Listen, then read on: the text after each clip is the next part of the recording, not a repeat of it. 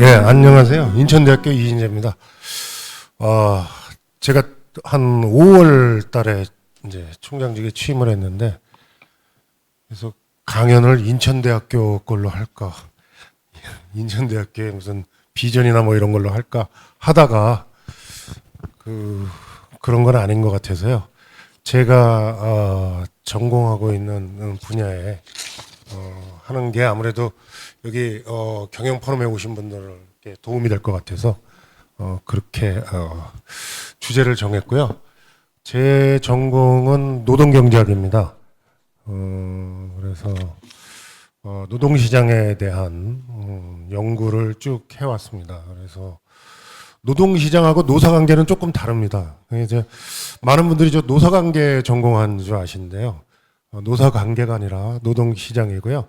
노동시장에서는 주로 연구를 어떤 걸 하냐면 고용 또는 임금 뭐 이런 문제들을 다루고 있거든요. 그래서 오늘 관련 내용도 그거와 관련된 내용입니다. 그래서 이 강의 진행을요. 일단 우리나라 노동시장 현황에 대해서 조금 여러분들하고 팩트를 공유를 하고요.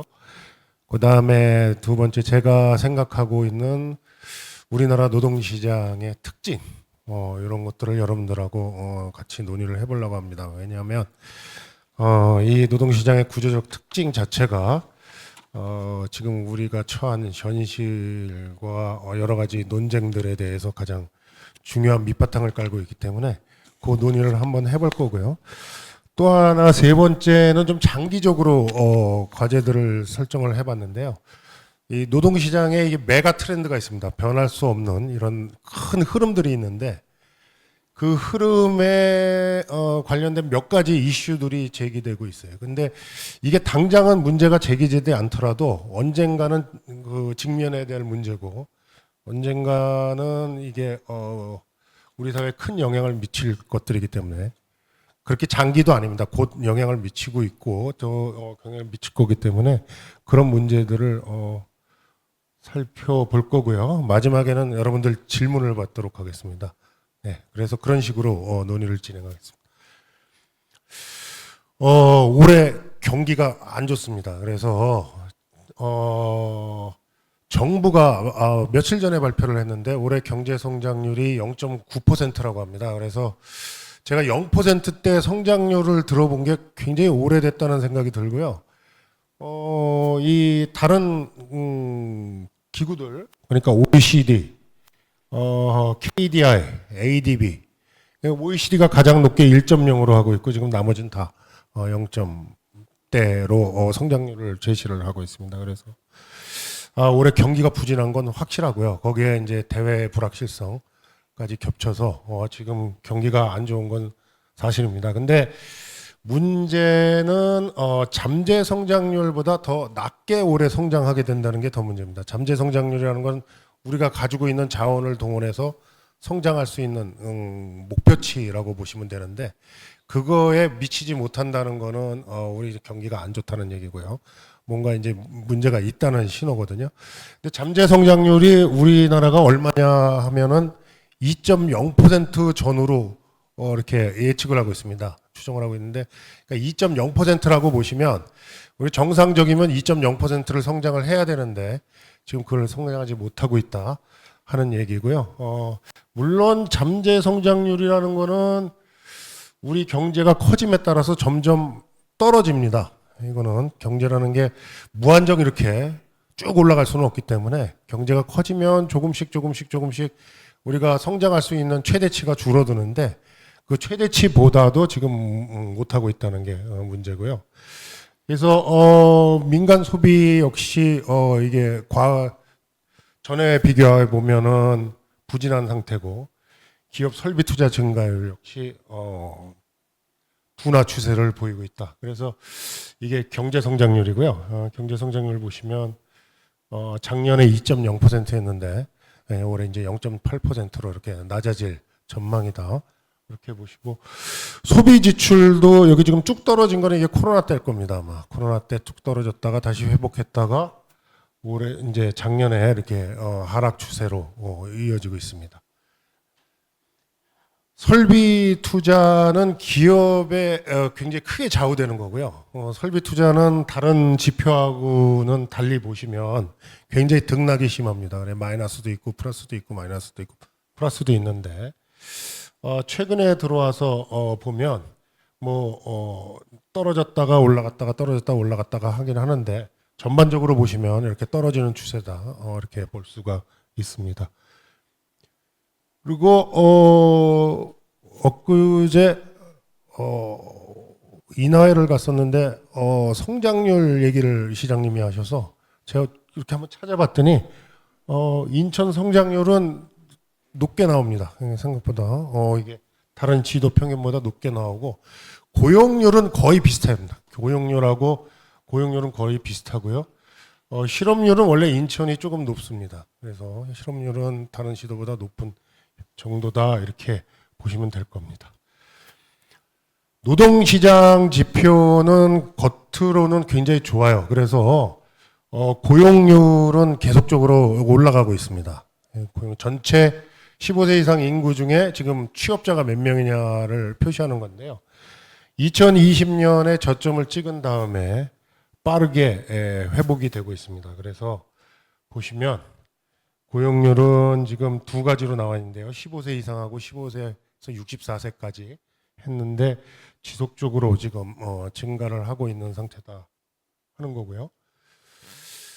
실질 임금 증가폭은 최근 들어서 감소하고 있습니다. 그래서 2020년 325만 원, 6만 원 정도였는데 평균 임금이요. 2024년에 357만 원으로 약 1.3% 정도 증가하고 있다. 이렇게 보시면 돼요. 5년 동안. 그런데 중요한 거는 노동 생산성이죠. 노동 생산성 증가율과 임금 증가율을 이렇게 비교를 해보면 이게 반드시 일치하는 건 아닙니다. 근데 2021년 이후를 보면 노동 생산성 증가율이 실질 임금 상승률을 상회하고 있다. 보시면 이게 여기서 보시면 파란 게 실질 임금 증가율인데요. 다른 색깔은 노동 생산성 증가율입니다.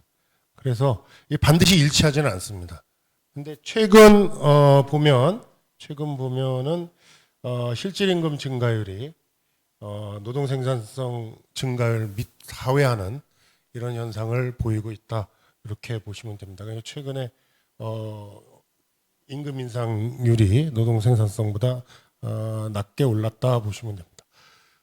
소득 분배 지표는 개선되고 있습니다. 그래서 여러분들 진위계수라든지 소득 10분위 배열, 그러니까 하위 10%하고 상위 10% 비교했을 때 몇 배냐 이걸 나타내는 건데 지속적으로 감소하고 있습니다. 그래서 진위계수는 작을수록 평등한 거고요. 그래서 진위계수는 계속 감소하고 있고요. 소득 10분위 배율은 그러니까 하위 10%, 상위 10%가 하위 10%의 몇 배의 소득을 가지고 있느냐 하는 건데 지금 9.8배 정도 되는 걸로 나타나고요. 이거는 시장 소득입니다. 세전, 세후로 하면 한 반으로 줍니다. 한 4점 몇 정도로 주는 그런 형태입니다. 그래서 전반적으로 보면 경제 성장률하고 설비 투자 증가율, 그다음에 민간 소비 증가율 이런 것들은 거시경제 지표는 나쁜데 노동시장 지표는 그렇게 나쁜 거는 아니다. 이런 식으로 결론을 내릴 수가 있을 것 같습니다.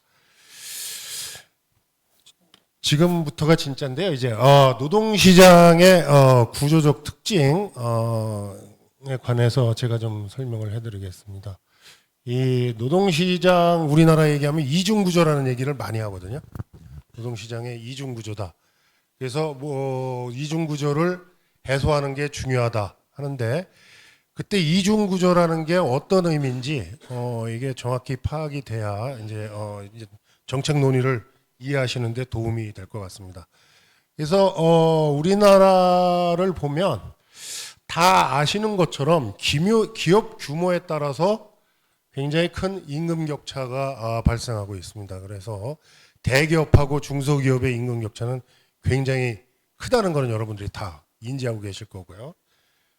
그래서 그 다음에 또 하나가 뭐냐면은 정규직하고 비정규직, 요 임금 격차도 굉장히 크다는 거를 여러분들이 알 수 있으실 겁니다. 그래서 정규직하고 비정규직 임금 격차도 굉장히 크다. 그래서 그거를 기업 규모에 따른 임금 격차, 또 고용 형태에 따른 임금 격차 이렇게 얘기를 하는데요. 이게 이제 상당히 크다. 그리고 이게 고착화돼 있다. 이런 의미입니다. 그래서 임금 격차 대기업하고 중소기업의 상대 임금, 그러니까 대기업을 100으로 봤을 때 중소기업 근로자들이 어느 정도 받고 있느냐 보면 지금 2024년 보면 62.2%입니다. 그러니까 한 62% 정도 대기업이 100이면 62% 받는다고 볼 수 있고요. 정규직 대비 비정규직 임금도 보면 정규직이 100이라고 보면 비정규직은 66.4% 정도, 3분의 2 정도 이렇게 받고 있는 것으로 나타나고요. 또 이 기업 규모하고 고용 형태에 따라서 근속 연수도 상당히 다릅니다. 뭐 당연히 다르겠죠. 예. 이것도 굉장히 많이 차이가 나고 있습니다. 그래서 이런 것들을 그림으로 그리면 어떻게 되느냐면 이쪽 왼쪽에 있는 그림 노동시장 구조다 이렇게 살펴볼 수가 있습니다. 그래서 여기서 아까 제가 말씀드린 거는 이게 맨 처음에 노동시장에 이게 사람들이 있으면 취업자 근로자들이 임금 근로자가 있으면 정규직인 사람이 있고 정규직이 아닌 사람이 있습니다.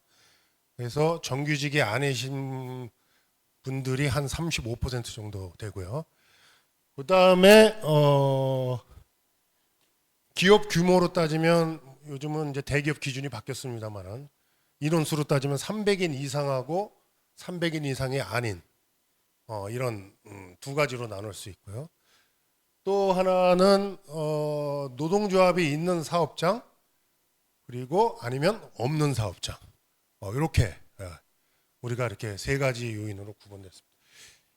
이 정규직이라는 거는 정규직과 비정규직의 구분은 고용 보호의 정도에 따라서 차이가 나는 거고요. 그래서 이건 법적인 보호가 있는데 없는데 고용 보호가 있는 것 없는 것. 이게 대기업하고 중소기업은 시장에서 시장 지배력이 있는 것 없는 것. 그 다음에 이 유노조하고 무노조는 노동조합에 의한 교섭력이 있는 곳 없는 곳 이렇게 나눌 수가 있습니다. 그러면 여러분들이 여기 세 가지가 모두 겹치는 부분, 그러니까 A, B, C가 겹치는 부분이 D고요. 그 다음에 A, B, C 어느 곳에도 속하지 않는 부분이 여기 E입니다. 그래서 이 D라는 부분은 어떻게 보면 굉장히 보호가 굉장히 중층적으로 이루어지고 있는 부분이고요. 여기에 아무것도 없는 E라는 부분은 보호 기제가 없는 부분이다. 이렇게 여러분들이 생각을 하실 수가 있습니다. 그래서 D라는 부분을 노동시장에서 내부자라고 하고요. E라는 부분을 외부자라고 이렇게 간략히 표현을 하면 D하고 E는 굉장히 여러 가지 측면에서 차이가 난다. 그렇게 볼 수가 있습니다. 그래서 여기 제가 D라는 부분하고 E라는 부분에 근로조건의 차이를 쭉 적어놨는데요. 자, 그래서 월평균 임금은 439에서 162 이렇게 크게 차이 나고요. 시간당 임금도 물론 차이가 나겠죠. 근속연수도 D하고 E는 차이가 납니다. 그래서 13.3에서 2.3. 그 다음에 중요한 게 이제 사회보장이죠. 사회보험 가입률도 이 D하고 E 부분은 이렇게 많이 차이가 나고 기타 부가급여, 퇴직금, 상여금, 뭐 시간의 수당, 교육훈련 여부 역시 차이가 많이 난다 하는 겁니다. 이 데이터가요. 제가 이제 이 표를 처음 그리기 시작한 게 한 2009년인데 제가 사실은 여기 오려면은 2024년까지 업데이트를 해야 되는데 요즘 바빠가지고 업데이트를 못해서 죄송을 합니다. 근데 아마 크게 달라지지 않을 거라고 생각합니다. 제가 매년 해왔기 때문에요. 그래서 이렇게 보면 우리나라 노동시장 구조의 특징은 뭐냐면 내부자와 외부자 구분의 격차가 굉장히 큰 구조다 하는 것을 일단은 알 수 있고요. 여러 가지 지표에서. 두 번째는 그래서 보면 임금, 사회보험 가입률, 부가급여 적용률 이런 것들의 현격한 차이가 지금 보이고 있다 하는 거고, 또 여기서 보면 신규 채용률도 이 부분의 신규 채용률은 굉장히 D라는 부분은 굉장히 신규 채용률이 적습니다. 굉장히 적고요. 그래서 이 안에 진입하기가 굉장히 어렵다 하는 거고요. 반대로 여기는 신규 채용률이 굉장히 높고요. 이직률도 굉장히 높습니다. 그래서 보면 부분 간 이동이 제한적이고요. D 부분 같은 경우에 또 과도한 경직성이 존재하고, 반면 E 같은 경우에는 외부자 같은 경우에는 불안정성이 과도한 불안정성이 함께 있는 이런 노동시장 구조다 이렇게 볼 수 있습니다. 그래서 이게 사실은 제가 처음 나왔던 게 2009년에 이 논문을 처음 발표했는데, 그 다음부터 이제 노동시장 이중 구조 논의가 이제 제 생각에는 이게 본격화됐다고 생각을 하고요. 그래서 이러한 문제 의식, 그러니까 노동시장 구조가 굉장히 이런 단층적이다 하는 이런 문제 의식이 사실은 여러 사람들에 의해서 공유가 됐습니다. 사실 우리 대학교 학생들, 졸업생들은 사실 여기를 들어가려고 굉장히 노력을 하고 있는 거고요. 근데 여기가 전체로 보면 7.6%밖에 안 되는 거고, 그러니까 학생들이 이 분야에 들어가기가 어려운 거는 굉장히 자명한 것입니다. 그래서 이런 구조가 돼 있다 하는 건.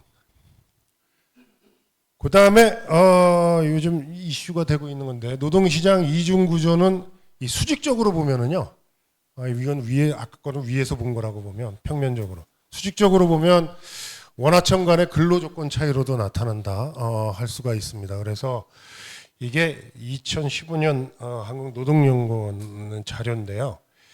원청사, 협력사, 사내하도급 근로자의 임금 수준 차이가 매우 크다. 자, 그래서 원청이 100으로 보면 원청의 사내하도급은 51.5%, 1차 협력사는 48.5, 그 다음에 2차 밴드로 내려가면 다시 30.9, 28.9, 그 다음에 22.7 이런 식으로 계속해서 이렇게 떨어지는 구조를 보이고 있다 하는 얘기입니다.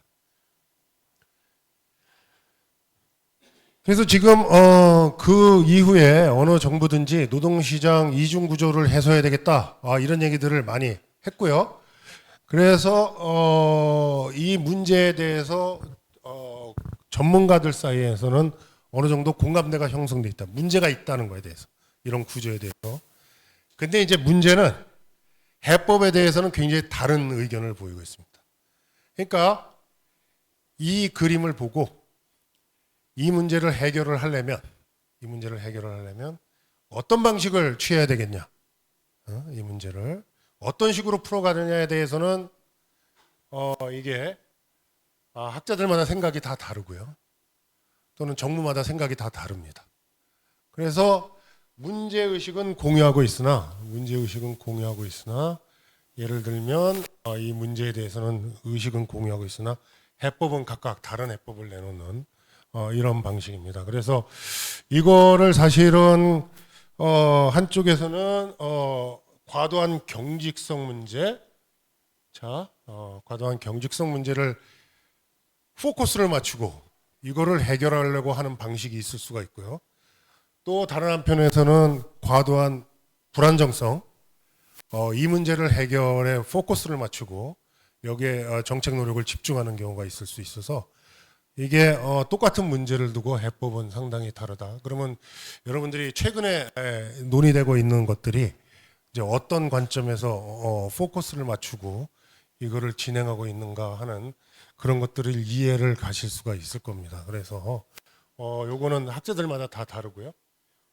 이게 정부마다 다 이거에 대한 해법이 다르다 이렇게 볼 수가 있습니다. 그래서 최근에 나오는 이런 정책 논의 같은 거를 해석을 하실 때 이런 관점에서 해석을 해보시면 좀 이해가 되시지 않을까 하는 생각이 듭니다.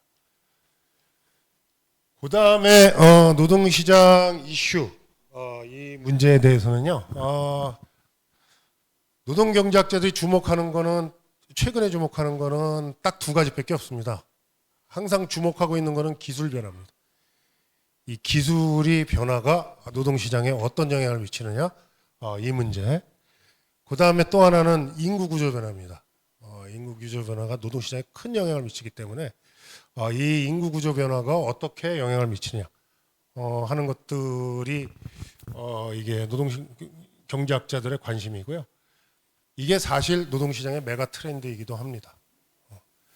계속 진행되고 있는 진행형이고요.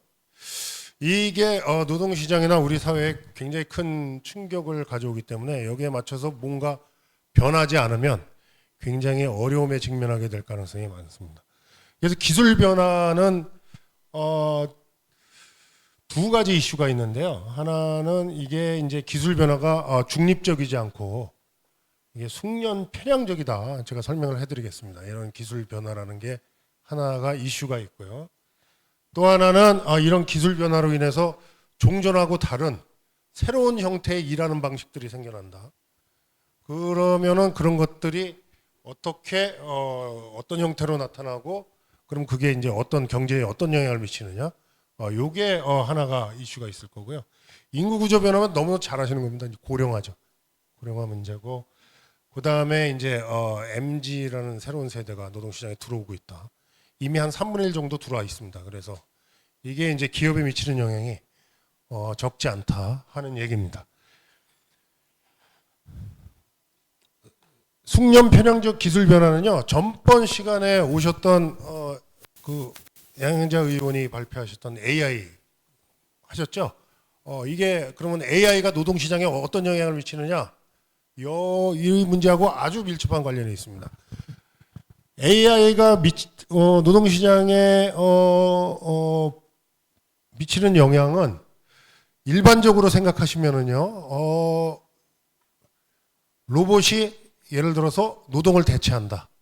이런 식의 관점에서 접근을 하시거든요. 그래서 일자리가 얼마나 없어지냐 이런 관점인데 사실 노동경제학자들은 좀 요거보다 더 나가서요.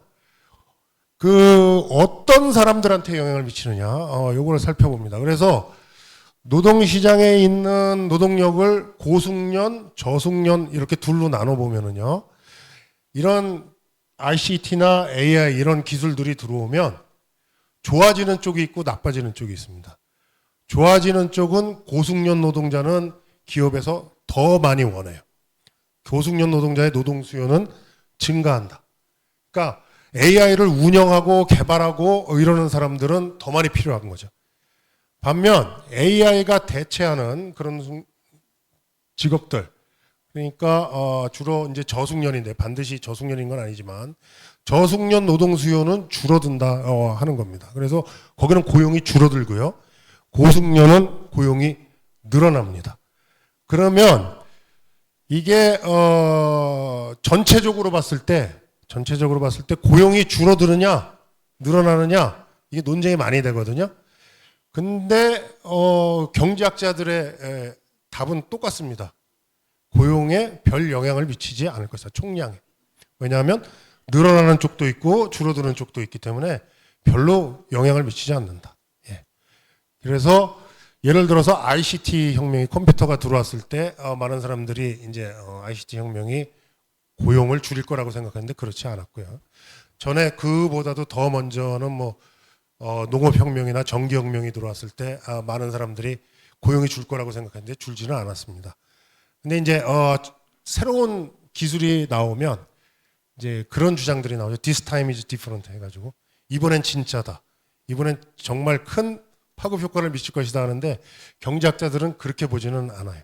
그래서 고용에는 총량에는 뭐 줄 수도 있고 늘을 수도 있지만 그렇게 큰 영향을 안 미칠 것이다 이렇게 생각하고요. 다만 안에서 보면 이게 노동시장에서 승자와 패자가 발생할 것이다. 여기서 잘 나가는 사람은 더 잘 나갈 것이고 못 나가는 사람은 못 나가고요. 그러면 무슨 문제가 생기냐 하면은 고숙련 노동자하고 저숙련 노동자 임금 격차는 더 벌어질 것이다. 이렇게 생각을 하고 있습니다. 그러면은 이게 정책 방향을 어떻게 해야 되느냐? 뭐 가장 나오는 게 리스킬링하고 업스킬링 하는 건데요. 그 다음에 중요한 거는 이게 교육입니다. 교육을 이거에 어떻게 시켜야 되느냐. 그래서 여기 클라우디아 골딘하고 카츠라는 사람이 쓴 책이 있는데요. 이게 The Race Between Education and Technology입니다. 이 골딘이라는 사람은 노벨 경제학상을 받은 경제학자고요. 그래서 이 사람들이 중요시하게 생각하는 거는 그러니까 기술 발전하고 교육하고 이게 서로 경주를 한다. 그래서 교육이 앞서가거나 기술 발전을 따라가면 그 사회는 별다른 충격 없이 기술을 흡수할 수 있고요. 반면에 이게 지나치게 교육이 뒤지게 되면 이제 문제가 발생하게 된다는 생각입니다. 그래서 이 사람들은 특히 대학 교육에서 기술이 빨리 발전하는 시대에는 어떤 특수한 교육보다는 일반적인 지적 능력, 그러니까 비판적 사고라든지 문제 해결 능력 또는 소통 능력, 적응 능력 이런 교육들을 더 많이 시켜야 된다고 강력하게 주장을 하고 있습니다. 그래서 저도 비슷한 생각을 여기 가지고 있고요. 그래서 이 노동시장 이슈 중에 하나는 숙련 편향적 기술 변화인데 사실은 어떤 사회가 어떤 사회의 능력 또는 그런 것들은 새로운 변화를 얼마나 빨리 받아들이고 이거를 제도화할 수 있냐 하는 문제거든요. 근데 사실 제도나 이런 변화는 기득권이 있기 때문에 이거를 극복하고 즉각적으로 도입하는 게 상당히 어렵고요. 그 능력은 사회마다 다 다르다고 생각합니다. 그래서 이런 것들에 빨리 적응할 수 있는 사회일수록 아마 이런 테크놀로지 변화에 쉽게 적응할 수 있는 사회가 되지 않을까 하는 생각입니다. 이거하고 연관되는 게 이제 플랫폼 노동인데요. 종전하고는 좀 다른 형태의 노동인 건 분명합니다. 이 플랫폼 노동이. 그래서 경제가 디지털화되니까 종전에 이렇게 한 덩어리로 있던 일자리들이 수행하던 과업들이 전부 쪼개져 나가서 가지고요. 이거 하나하나가 다른 사람들에 의해서 수행이 되고 이게 다시 뭉쳐가지고 하나의 작업이 이루어지는 이런 방식으로 이루어지고 있습니다. 그런 방식으로 가는 경향이 있는데요. 그래서 그런 경향에서 나타난 게 이게 플랫폼 노동이라고 볼 수가 있습니다. 그러니까 이건 전형적인 공급 방식하고 굉장히 다른 거고요. 그래서 이 개념을 보면 가장 쉬운 게 이제 이게 저거죠. 그러니까 우리 배달 서비스 같은 게 이런 형태로 이루어지고 있습니다. 그래서 인력 매칭 시스템이 있고요. 개인이나 기업 있고 여기 플랫폼 노동자가 있고 그다음에 그 서비스를 수행하는 이런 방식으로 이루어지고 있는 이런 건데 지금 플랫폼 노동에 대해서 굉장히 말은 많은데요. 사실 플랫폼 노동이 몇 명이나 되느냐 우리나라 여기에 대해서는 객관적인 통계가 없습니다. 지금 그래서 학자들마다 이 플랫폼 노동 규모가 얼마냐 이거에 대해서 굉장히 차이를 보이고 있어요. 이게 어떻게 보면 그냥 편차가 너무 커서 이걸 신뢰할 수 있다고 보기가 어려울 정도입니다. 그래서 어떤 사람은 취업자의 한 2% 정도까지 추정하고요. 어떤 사람은 한 7.5%로 추정합니다. 그래서 뭐 179만 명까지 보는 사람도 있고요. 이것도 몇 년 전이니까 지금은 더 늘었을 겁니다. 아마. 예. 그래서 여기 보면 임금 근로자하고 비임금 근로자가 있는데 이 지금 문제의 소재가 뭐냐면요. 플랫폼 종사자는 임금 근로자의 성격도 가지고 있고 비임금 근로자의 성격도 자영업자의 성격도 가지고 있다 하는 얘기입니다. 그래서 이 두 가지 성격을 모두 가지고 있기 때문에 요 플랫폼 노동을 어떻게 이게 규율할 것인가 이 문제에 대해서 굉장히 어떤 종래 방식으로는 안 되는 그런 문제가 발생을 합니다. 그래서 여기 보면은 여기 뭐 임금 근로자에 적용되는 어떤 제도가 있을 거고요. 자영업자는 또 자영업자대로 적용되는 제도가 있는데 이 두 개가 섞여 있습니다. 두 개가 섞여 있어서 최대로 보면 179만인데 이걸 어떻게 할 것이냐에 관한 논의가 있어요. 그래서 플랫폼 노동은 진정한 임금 근로자도 아니고 진정한 개인 사업자도 아니다. 그래서 그레이존입니다. 일종에 보면 그레이존이다. 여기에 대해서 학자들의 또는 정책 전문가들의 의견이 바뀌는데 아주 극명하게 바뀝니다. 그래서 어떻게 보호를 해야 되겠냐? 첫 번째 보호 방안에 대해서는요, 한 4가지 정도 지금 제기가 되고 있어요. 하나는 근로자성을 확대하자. 그러니까 어떻게 되는 거냐면은 지금 여기 임금 근로자한테 적용되는 그런 규제나 법규가 있잖아요. 그거를 플랫폼 종사자한테 적용하자. 이건 노동법의 일종의 확대입니다. 그래서 그걸로 규율하면 된다 하는 거고요.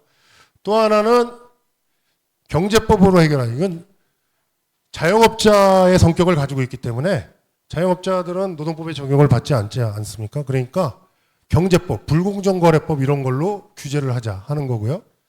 또 다른 사람들은 새로 만들자. 여기에 관한 법을, 플랫폼 종사자에 관한 법을 새로 만들자. 요런 논의를 하고 있습니다. 그래서 제3의 법률을 선정해서 새로 만들자. 이건 또 독일 같은 나라에서 이렇게 하고 있고요. 그 다음에 계약법적 해결은 뭐 일하는 사람의 기본법을 만들어서 기본적인 계약법 체계로 가자. 뭐 이런 식으로 하고 있는데, 요 문제도 지금 이번 정부에서 이슈가 될 겁니다. 아마 이거를 어떤 식으로 플랫폼 노동을 규율을 할지, 그래서 근로자성을 확대하는 방향으로 갈지, 경제법적 해결 방안으로 갈지, 아니면 제3의 방향으로 갈지, 이 문제도 조만간 문제가 될 것 같다 하는 생각입니다. 고령화 문제는 여러분들이 잘 아시는 문제이기 때문에 이건 배경 설명은 안 해도 되겠죠. 우리 급격한 고령화를 경험하고 있고요. 고령화가 되니까 기업도 늙어갑니다. 그래서 기업의 평균 연령도 데이터를 보면은요, 계속해서 증가하고 있습니다. 그래서 아마 2030년 되면 30년, 35년 되면 기업의 평균 연령이 50세가 넘을 거다. 근로자의 그런 예측도 있습니다. 추측도. 그리고 정년 연장은 한번 했어요. 우리가 2016년, 2017년 에서 정년 60세 이상으로 한번 시행을 했습니다. 그래서 지금 한 이제 10년이 지났죠. 10년이 지났습니다. 근데 지금 이 정년 연장 논의가 이제 제기가 되고 있습니다. 그래서 여기에 관해서 여러 가지 이슈들이 있어요. 지금 도입하는 게 좋으냐, 아니면 너무 시기상조냐 하는 관점이 하나가 있습니다. 언제 도입해야 되느냐, 도입하는 거. 너무 빨리 도입하면 기업이 필요로 하지도 않는데 고령 인력을 떠맡아야 되는 경우가 있습니다. 그런 경우를 일본 학자가 뭐라고 그랬냐면, 그거를 고용은 고용인데 복지 고용이다. 이런 사실은 필요하지도 않지만 사회가 필요로 하기 때문에 복지 차원에서 고용한 그런 고용이 되기 쉽다. 그런 관점에서 이런 시기상조를 얘기하시는 분들은 필요로 하지도 않는데 억지로 복지적 차원에서 떠맡게 되는 그런 현상이 발생할 수 있다, 이렇게 주장을 하시고요. 또 다른 관점에서는 고령 인력이 필요하기 때문에 지금 노동력 부족 관점에서 보면 노동력이 부족하니까 고령이 정년을 연장해서 노동시장에 더 많은 노동력을 공급해야 된다, 이런 두 가지 측면이 있습니다. 그래서 노동시장적 관점에서는 노동력 부족 차원에서 접근을 합니다. 그래서 시기적으로 볼 때 노동력이 부족해질 시점에 정년 연장을 도입해야 된다 하는 거고요. 또 하나는 제도적 관점에서 도입 시기를 논의하는 게 있습니다. 정년과 연금 수급 연령 간의 차이입니다. 지금 이 정년 연령하고요, 60세하고 연금 수급 연령 간의 제도적 크레바스가 있습니다. 그래서 지금 보면은 제가 63년생이니까 저는 63세부터 국민연금을 받을 수가 있고요. 이제 69년생은 이제 65세입니다. 근데 지금 정년은 60세니까 지금 이 제도적 소득 단절 문제에 집중하시는 분들은 어떤 얘기를 하냐면 정년을 소득 연금 수급 개시 연령에 맞춰서 단계적으로 연장하자 이렇게 얘기를 하십니다. 그래서 예를 들어서 뭐 27년에 63세까지 가고 그 다음에 2030년에 64세까지 가고 마지막으로 2033년 되면 65세까지 연장하자. 이런 주장을 합니다. 그래서 그게 하나의 유력한 대안이 있을 수 있고요. 또 하나는 아직 일찍 법적 정년을 연장하는 것은 시기상조다 이렇게 주장하시는 분들도 있어요. 그래서 이 두 가지가 아마 조만간 논의가 될 것 같고요.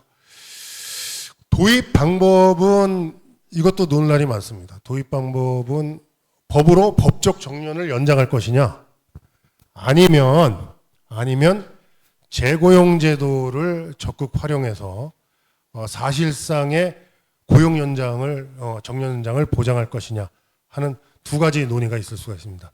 그래서 법적 정년은요 이렇게 단계적으로 이렇게 하면 우리가 정년 60세 정한 것처럼 그렇게 하는 거고요.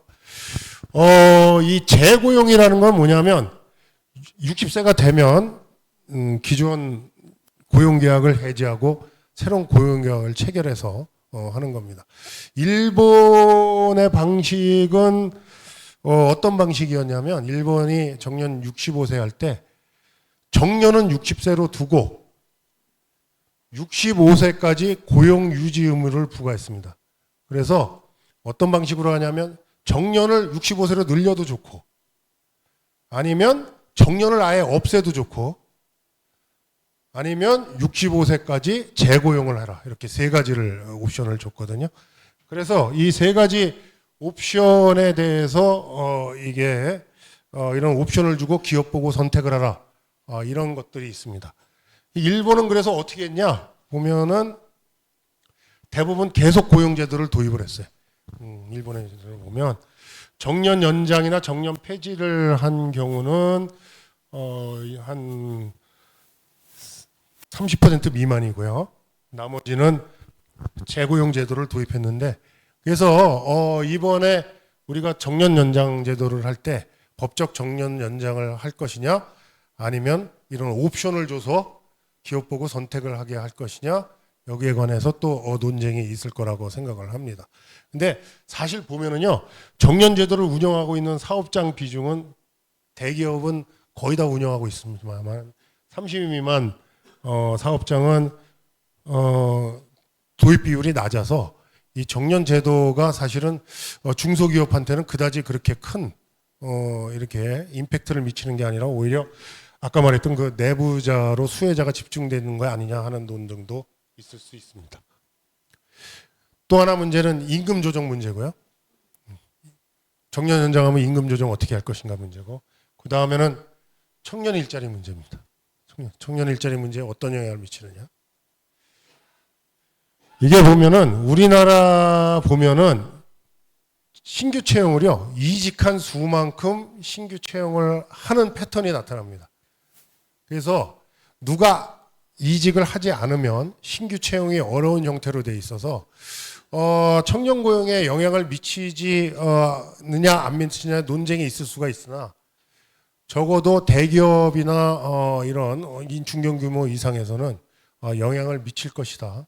이런 생각은 듭니다. 청년 고용이.